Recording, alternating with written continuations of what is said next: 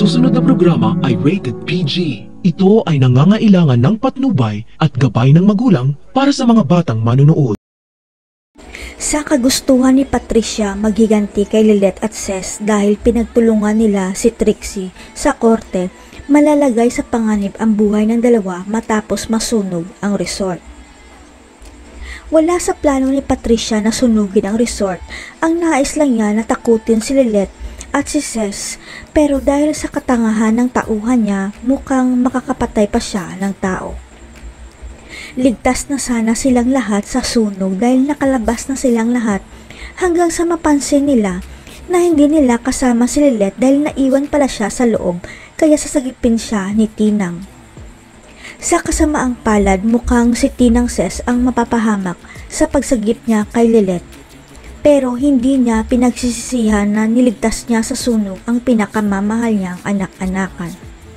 Abot langit naman ang takot ni Patricia na baka mahuli ang tauhan niya sa nangyaring pagsunog at ilalaglag siya nito. Hindi pa naman alam ni Ramir at Trixie ang ginawa niya. Desperado na kasi si Patricia dahil sa kahihiyan na nangyayari sa kanilang pamilya. Kaya gusto niya sanang takutin si Lilette para tigilan na nito ang paninira kay Trixie sa korte. Matapos masagip si Lilette sa disgrasya, malalagay sa panganib ang buhay niya at kinakailangan niyang masalina ng dugo sa ospital sa kasamaang palad na ubusan ng dugo sa blood bank.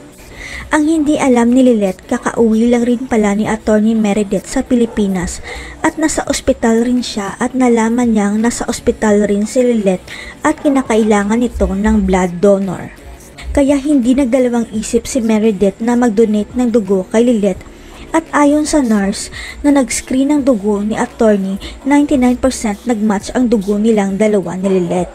Dito na magtataka si Attorney Meredith kung bakit nagmatch ang dugo niya kay Lilette kaya sekretong ipapa-DNA test niya si Lilette dahil may kutob siyang siya at si Lily ay iisa.